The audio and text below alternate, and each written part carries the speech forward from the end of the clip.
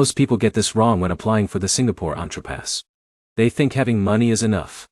It's not. Here's the truth no one tells you. Singapore wants founders who can build real businesses, create jobs, and contribute to the economy. If your application looks weak or generic, it will likely get rejected fast. In this video, I'll show you exactly how the Singapore EntrePass works in 2026, who qualifies, how to increase your approval chances, and how this visa can eventually help you move towards Singapore permanent residency. Let's get straight into it. The EntrePass is a business visa designed for foreign entrepreneurs who want to start and operate a company in Singapore. Unlike a tourist visa or standard work permit, this one is specifically for startup founders. Now here's where it gets interesting. You do not need to already live in Singapore to apply. Many founders apply from abroad. Here's the basic process. Step 1 is creating a business idea that fits Singapore's requirements. This is where most people fail. Singapore does not want random small trading businesses or copy-paste dropshipping stores. Your business should ideally involve technology, innovation, AI, finance, biotech, sustainability, or something scalable. For example, let's say Alex from India wants to launch an AI automation agency for logistics companies.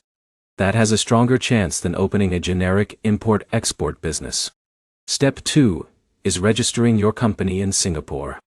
Most people use a local corporate service provider, because foreigners usually need assistance handling compliance and paperwork. Your company must be private limited. But here's the problem.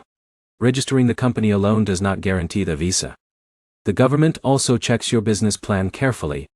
You'll normally need a strong pitch deck, financial projections, founder background, and proof that the business can grow in Singapore.